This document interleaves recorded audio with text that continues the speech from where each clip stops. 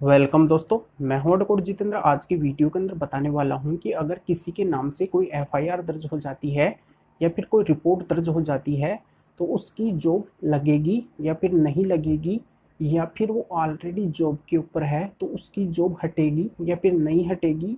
ये पूरी जानकारी आज की वीडियो में मैं एक वकील होने के नाते इस वीडियो में बताने वाला हूँ। तो कहीं से भी आपको ये वीडियो स्किप नहीं करना है, बिल्कुल अंत तक ये पूरा वीडियो आपको देखना है, तभी ये पूरी जानकारी आपकी समझ में आएगी। तो उससे पहले बता दो, इस चैनल को सब्सक्राइब नहीं किया तो सब्सक्राइब भी कीजिए, बेल आइकन भी दबाइए, इस वीडियो को लाइक करके ज़्यादा से ज़्यादा इस वीडियो को शेयर भी कर दीजिए जो लोगों को भी इस जानकारी का पता चल सके। और मेरे से अगर कॉल के ऊपर बात करना चाहते हैं, कोई भी लीगल प्रॉब्लम है, कोई भी कानूनी समस्या है, तो इस वीडियो के डिस्क्रिप्शन में मेरे नंबर भी दिए गए हैं। तो चलिए शुरू करते हैं।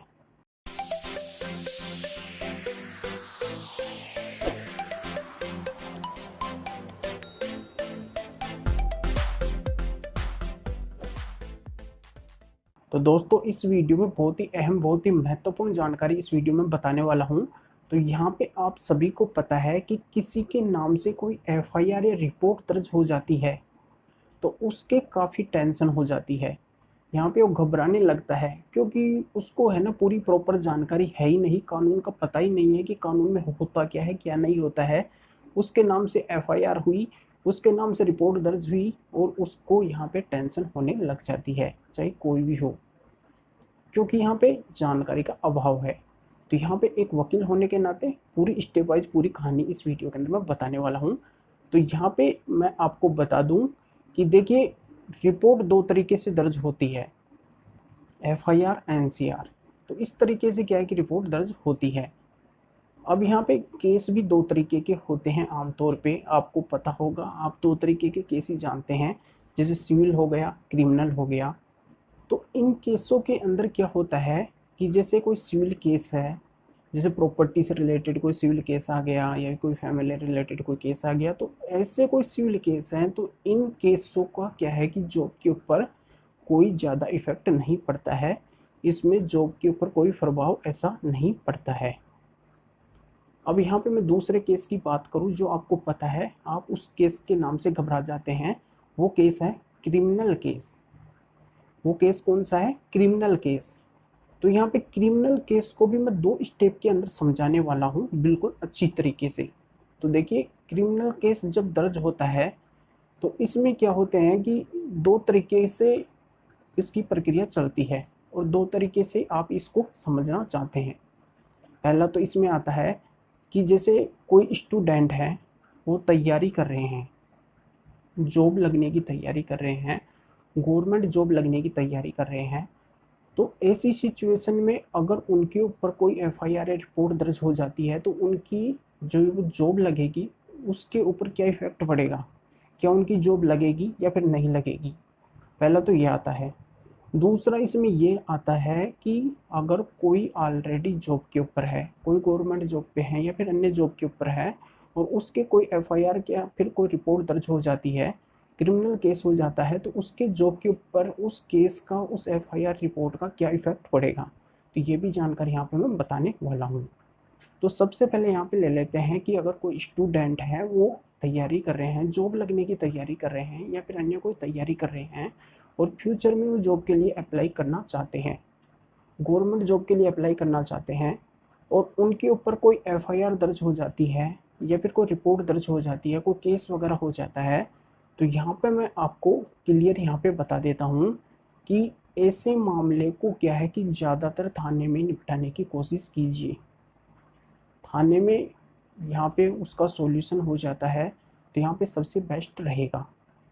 अगर वो मामला कोर्ट के अंदर पहुँच जाता है, कोर्ट में पहुंच जाता है, तो उस सिचुएशन में अगर आप कोई फॉर्म भर रहे हैं तो उस फॉर्म के अंदर बिल्कुल क्लियर आपको मेंशन करना है, लिखना है कि आपके ऊपर ये सेक्शन लगे हुए हैं, ये केस लगा हुआ है। तो यहाँ पे आपको कुछ भी बातें छिपानी नहीं है, बिल्कुल डिक्लेरेशन फॉर्म में पूरी बातें आपको प्रॉपर तरीके से लिखनी है।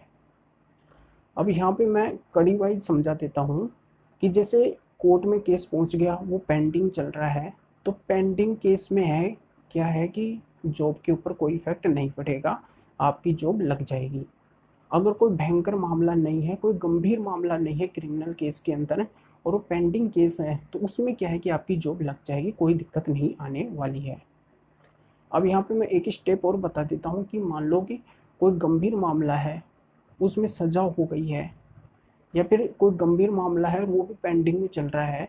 तो यहाँ पे जैसे कोई मान लो मर्डर वगैरह का ऐसा कुछ गंभीर मामला है, वो पेंडिंग के अंदर चल रहा है, तो उस सिचुएशन में भी जॉब नहीं लगने वाली है।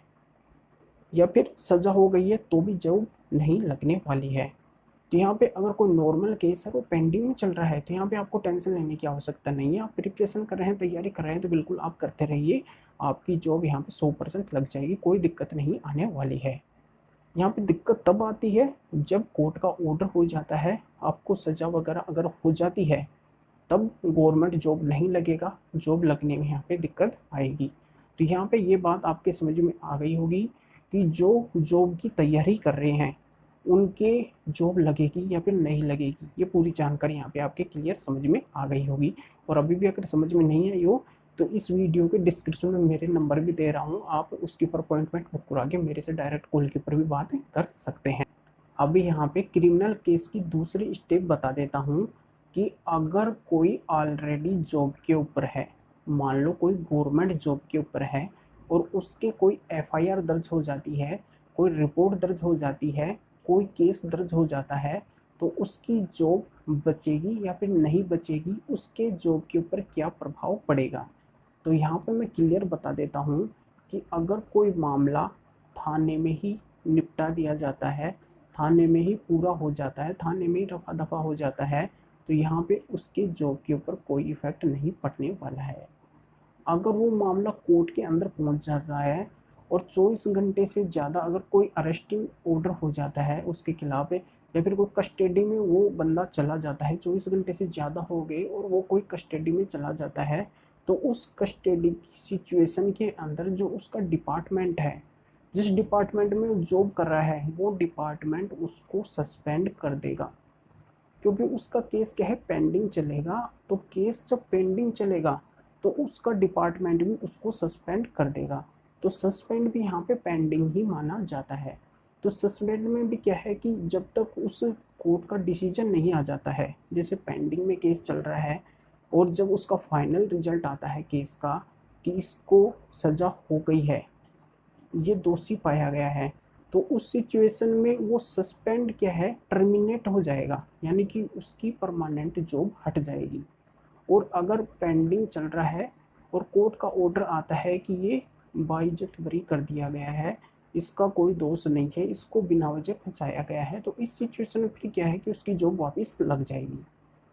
ये बात आपके समझ में आ रही होगी कि मैं क्या बताना चाहता हूँ, बिल्कुल क्लियर आपके समझ में आ गई होगी कि अगर कोई केस पेंडिंग है, मान लो 24 घंटे से ज़्यादा उसकी अरेस्टिंग वगैरह हो गई है या फिर कोई कस्टडी वगैरह हो गई है, तो उस सिचुएशन में वो डिपार्टमेंटल सस्पेंड कर दिया जाएगा और उसकी यहाँ पे आधी सैलरी हो जाएगी, आधी सैलरी उसको मिलेगी। उसकी इंक्वायरी वगैरह जो कोर्ट से चलती रहेगी, कोर्ट में उसका प्रोसीजर चलता रहेगा।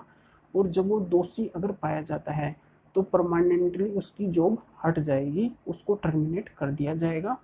और अगर वो दोषी नहीं पाया जाता है तो उसकी जॉब वापस लग जाएगी।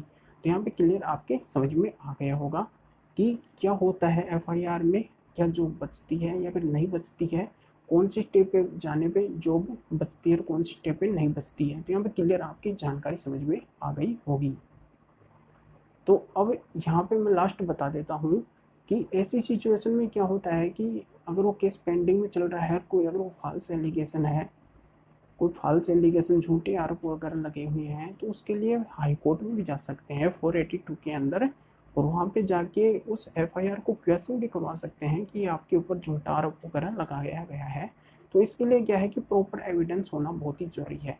अगर सबूत हैं, एविडेंस हैं, तो उन सबूत और एविडेंस के आधार पे हाई कोर्ट जाके 482 सीआरपीसी के तहत और यहाँ पे उस एफआईआर की क्वेश्चन करवा सकते हैं कि ये एफआईआर झूठी दर्ज करवाई गई है, ये रिपोर्ट झूठी दर्ज करवाई गई है, यहाँ पे ये मेरे एविडेंस वगैरह आप देख सकते हैं। तो वहाँ से क्या है कि हाई कोर्ट को लगता है कि ये झूठी एफआईआर है, तो उस एफआईआर या रिपोर्ट को रद्द कर दिया जाएगा और यहाँ पे आपकी जॉब सुरक्षित हो जाएगी। तो यहाँ पे पूरी जानकारी आपके समझ में आ गई होगी।